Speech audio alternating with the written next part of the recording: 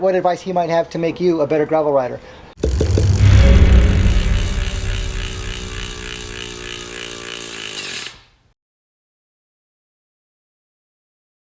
Hey everybody, welcome to downtown Bakersfield. We're here with Brian McCullough, a 10-year plus former road pro at the Elevate team, former Belgian waffle ride winner. We're here for the Rock Cobbler 2022, and we decided, hey, Brian's here. The guy's a proven winner, full pole. He's also a coach, his own coaching company, Big Wheel Coaching, and a Bianchi rider with Team Bianchi. We thought we'd pull Brian aside before the start of the race just to ask him some quick questions about what advice he might have to make you a better gravel rider. Brian, you've been doing this for a long time. If you had to have, like, say 3 or 5 tips for people to understand coming to gravel, coming from the road, or just coming to first-time bike riders. We know that gravel is this new, exciting genre of the sport, but what should they know before they start actually riding a gravel bike in terms of how it differentiates from a road bike?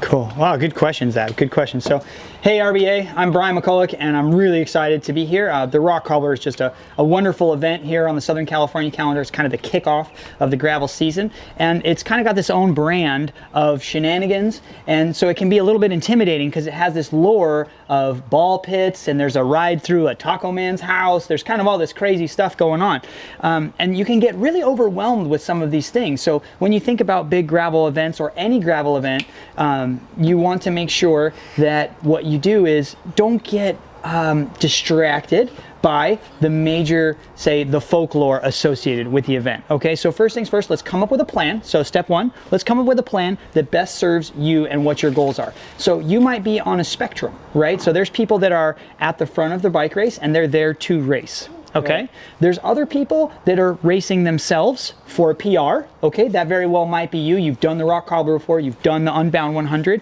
and you're gonna race for your very best finish relative to you. Okay, or the third person might be you're a first timer.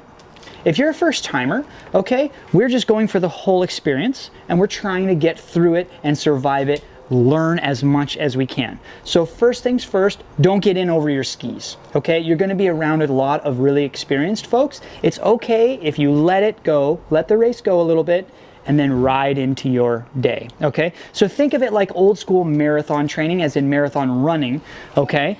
What we used to do, or what people did kind of old school marathon training, was that you would set your pace at the beginning of the day, right, and you would run people down as the day went on. You wanted to get right, stronger or unroll the carpet. So kind of step 1, let's unroll the carpet, okay? So we want to finish strong. In gravel racing, when people feel really good, what they end up doing is they go really hard. My legs feel great, I'm gonna go hard. And then we pay for it at hour 3, 4, 5, 6, 7, or 9. Sure, yeah. So. Well, this reminds me of like BWR last year, or any BWR where you start off so much pavement, right? We're on pavement, and I saw a number of people just like spinning their brains out trying to like go right away. And the next thing you know, just to your point, like 5 miles in, next thing you know, they're all already going backwards because they're completely winded, they're just gasping for air, and then they got nothing left for when it gets really hard on the dirt. So how do you approach the difference between like a quote-unquote gravel ride that's got pavement sections and dirt? Do you differentiate like, in terms of how much effort you put into it? Yes. Hey, this is a great point. Zap is spot on. Gravel racing is very unique, okay?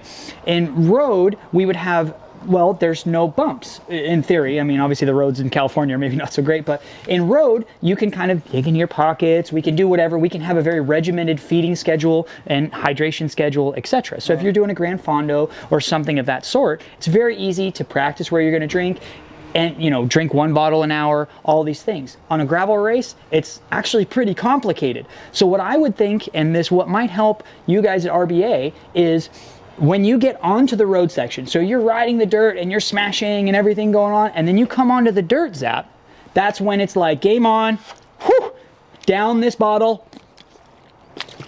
hit your electrolytes, reach into your pocket, get what you need to get, eat food, okay? So when you hit the dirt, you can be totally focused, in the drops, ready to go, kind of head up, eyes forward, I like to say, and be able to get after it on the dirt. But then on the road, that's where we eat, we drink, we reset. So many of you might be thinking when you're looking at something like Belgian Waffle Ride or something, oh, what's the dirt to road ratio? And those things are important. But one thing I want you to think about is the dirt is pretty decisive. Usually it's very decisive, okay? And the road is an opportunity to reset. Because if you come out of the road or out of the dirt sectors and you're leading a group, the very best thing to do might be to wait up for your pals. Hey, my dude Zap, he's coming up, he'll help me pull.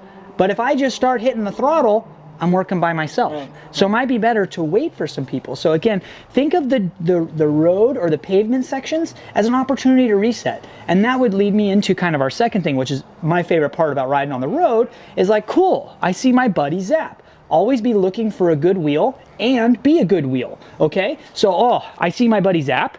Great, Zap will help me. Zap comes up, he's like, hey man, I need a minute. Just pull. Just interfere. There's nothing I could do to help this guy whatsoever. Come on. Let's just be clear. No. He's being right. But anyway, you get the point, right? So you see a friend, right? Here's my buddy Zap. Right. Okay. Zap says, hey bro, can you pull for a minute? No problem. Hey, eat and drink. Zap, hey, we've got a team. We're a team. We have a temporary alliance. We're going into the next step together. Maybe we get lost on a climb. Maybe you're climbing faster than me and you drop me.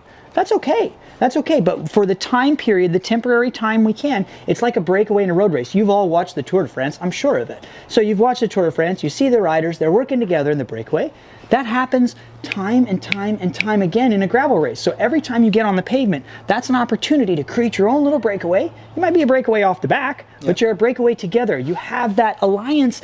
Build on it, work together, make a friend, be a good wheel, and you'll be surprised. You'll have such an amazing day, and it'll allow you to reset for the next gravel section that could be very challenging. Right. So again, just to kind of real quickly kind of bring it in together, what would be, if you just like to telling a person you're going to do your first gravel race, what's like a 1, 2, 3, 4, 5 list in terms of things that the checkpoints that they need to think about before a gravel event? Okay, first things first, let's have a plan. Okay, so that starts with some study of the course. So first thing, let's have a plan. Let's study the course. Okay, we want to know where are the stops, where are the big climbs, where's the dirt really treacherous, what equipment do I need, etc. So we're going to create a plan. We're going to make sure our equipment is dialed. Okay, and then we're going to get to the start and we're going to be ready to execute our plan. So stage 2, execute the plan. All right. So when we go to executing the plan, we're going to start with unroll the carpet. Remember, I said that earlier. What we want is for you to pace yourself so that you're strong. Many of these races are epic in nature. 90 miles on the gravel is not like a 90-mile century ride like we used to do 10, 15, 20 years ago. That's not how, you don't just tap this out. If any of your friends are like, oh, we're just going to tap out 100 with 7,000 feet of climbing, your friend's not being real, okay? I'm watching you. So think of it like that. So this is a very challenging event. This could be as much training as you do in a week. Just in one day. Event, right. So let's pace ourselves appropriately. Let's unroll the carpet. Let's know where our stops are. Okay? Stops. Listen to me right now. Important. Don't get lost in the buffet. Is there chocolate covered bacon? Like all this stuff, right? Like don't get lost in the buffet. Here's my tip for stops.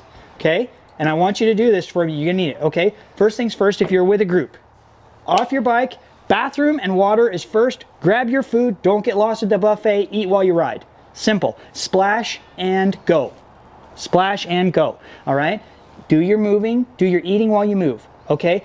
Before you get to the stop, drain your bottles. Drink up. Okay? Rock cobbler. It's going to be very hot tomorrow. It's already hot right now. Right? So you've got to eat and drink. You're going to eat and drink your way through any of these races. Okay? So unroll the carpet, eat and drink your way through this event, okay? And then smile and have fun. I always want you to have another gear available to you when you need it, because someone's going to come by, inevitably, someone's going to have had a mechanical or some issue, and someone's going to go by, and there's going to be a faster rider.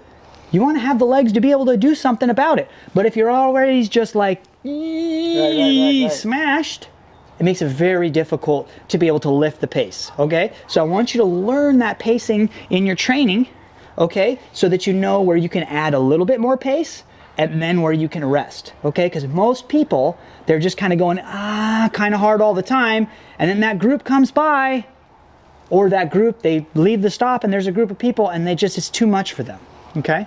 Great. Hey, we're going to let it go for right now. We're going to come back to you and talk a little bit about bike tech. Specific bike setup. Absolutely. That'll be something else. But thanks for checking in from the Rock Cobbler with Brian, and we'll talk to you in a little bit. Thanks. Thanks, RBA.